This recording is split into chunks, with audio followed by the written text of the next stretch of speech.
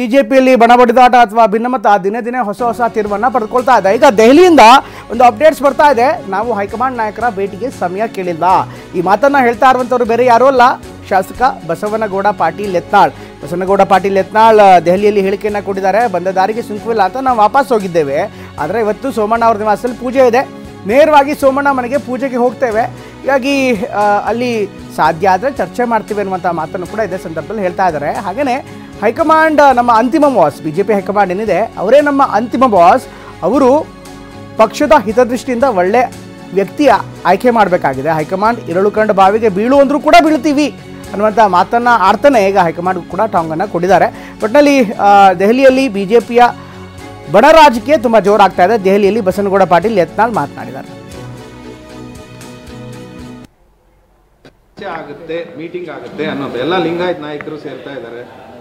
ಏನಾದರೂ ಆಗ್ಬೋದು, ನನಗೇನು ಇದು ಇಲ್ಲ, ಏನು ಅದಕ್ಕಾಗಿ ಏನು ಸಮಯ ಫಿಕ್ಸ್ ಮಾಡಿಲ್ಲ. ಸಹಜವಾಗಿ ಎಲ್ಲರೂ ಕೂಡಿರ್ತೀವಿ. ಬರೀ ಲಿಂಗಾಯತರ ಅಷ್ಟ ಇಲ್ಲ, ಪಕ್ಷದ ಎಲ್ಲ ನಿಷ್ಠಾವಂತ ಮುಖಂಡರು ಚರ್ಚೆ ಮಾಡ್ಬೋದು. ಲಿಂಗಾಯತರ ಪ್ರತ್ಯೇಕ ನಾವು ಹೇಳೋದಿಲ್ಲ. ಎಲ್ಲ ಇಡೀ ಪಕ್ಷದಲ್ಲಿ ಎಲ್ಲ ಸಮಾಜದ ಏನು ಮುಖಂಡರಿದ್ದಾರೆ, ಎಲ್ಲರ ಅಭಿಪ್ರಾಯವನ್ನು ನಾವು ಎಲ್ಲರೂ ಕೂಡಿ ಹಂಚುವಂಥದ್ದನ್ನು ಆಗಬಹುದು ಅಂತ ಅನ್ನಿಸ್ತದೆ ನನಗೆ. ನಾವು ಮೊನ್ನೆ ಬಂದಿದ್ದು ಫೌಂಡೇಶನ್ ಹಾಕ್ಲಿಕ್ಕೆ ಬಂದಿದ್ದು. ನಾವು ಯಾರು ರಾಷ್ಟ್ರೀಯ ನಾಯಕರನ್ನ ಬರೀ ನಾವೇ ಭೇಟಿ ಆಗೋದ್ರಿಂದ ರಾಷ್ಟ್ರೀಯ ನಾಯಕರಿಗೆ ಒಂದು ರೀತಿ ಮುಜುಗರ ಆಗಬಾರ್ದು. ನಮ್ಮ ಸಂಸತ್ ಸದಸ್ಯರು ಅವ್ರದ್ದು ಸಹ ಭಾವನೆಗಳು ಭಾಳ ಅವಶ್ಯ ಇದೆ. ಇವಾಗ ಸಂಸತ್ ಸದಸ್ಯರ ಭಾವನೆಗಳನ್ನು ಸಹ ಕೇಂದ್ರ BJP ಭಾಳಷ್ಟು ಪ್ರಮುಖವಾಗಿ ತಗೋತದೆ. ಆ ದೃಷ್ಟಿಕೋನದಿಂದ ಅವ್ರ ವಿಚಾರ ಏನಿದೆ, ಅನೇಕ ಸಂಸದರನ್ನು ಆ ಸಲ ಬಂದಾಗ ನಾವು ಸಂಸದರುಗಳನ್ನು ಭೇಟಿಯಾಗಿದ್ದೀವಿ. ಎಲ್ಲರೂ ನಮ್ಮ ಒಂದು ವಿಚಾರಕ್ಕೆ ಸಹಮತಿದೆ. ಫೌಂಡೇಶನ್ ಸ್ಟ್ರಾಂಗ್ ಆಗಿ ಬಿದ್ದಿದೆಯಾ ಸರ್? ಭಾರಿ ಸ್ಟ್ರಾಂಗ್ ಇದ್ದಾರೆ. ಸುಮಾರು 21 ಮಹಡಿವರೆಗೆ ಏನೂ ಆಗೋದಿಲ್ಲ. ಇಲ್ಲರಿ, ಅಂಥದ್ದೊಂದು ಸಂಧಾನ ಆಗುವಂಥ ಏನು ಅವಶ್ಯಕತೆ ಇಲ್ಲ.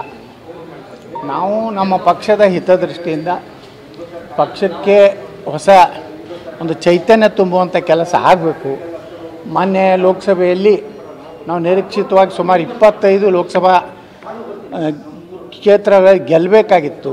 ಆ ದುರ್ದೈವ ಅಂದರೆ ಯಾರು ಇವತ್ತು ಪಕ್ಷದ ಬಗ್ಗೆ ಹೀನಾಯವಾಗಿ ಮಾತಾಡ್ತಾ ಇದ್ದಾರೆ ಅವರೆಲ್ಲ ಪಕ್ಷ ವಿರುದ್ಧ ಮಾಡಿದ್ರಿಂದ ನಾವು ಸೋತಿದ್ದೀವಿ. ಅಧ್ಯಕ್ಷರು ಟೆನ್ಷನ್ ಆಗಿದ್ದಾರೆ, ಯಾಕಂದ್ರೆ ನೀವು ಬ್ಯಾಕ್ ಟು ಬ್ಯಾಕ್ ಡೆಲ್ಲಿಗೆ ಬಂದು ಬೇರೆಯವ್ರನ್ನ ಭೇಟಿ ಮಾಡ್ತಿದ್ದೀರಿ, ಸ್ವಲ್ಪ ಆತಂಕ ಆಗಿದ್ದಾರೆ. ಅವರು ಬಂದು ಡೆಲ್ಲಿಗೆ ಬಂದು ಹೈಕಮಾಂಡ್ ನಾಯಕರು ಭೇಟಿ ಪ್ರಯತ್ನ ಮಾಡ್ತಿದ್ದಾರೆ. ಅವರು ಟೆನ್ಷನ್ ಆಗಿ ನನಗೆ ಗೊತ್ತಿಲ್ಲ, ಆದರೆ ನಾವು ರಾಷ್ಟ್ರೀಯ ಅಧ್ಯಕ್ಷರಿಗೆ ಮೆನ್ಷನ್ ಮಾಡ್ಲಿಕ್ಕೆ ಬಂದಿದ್ದೀವಿ.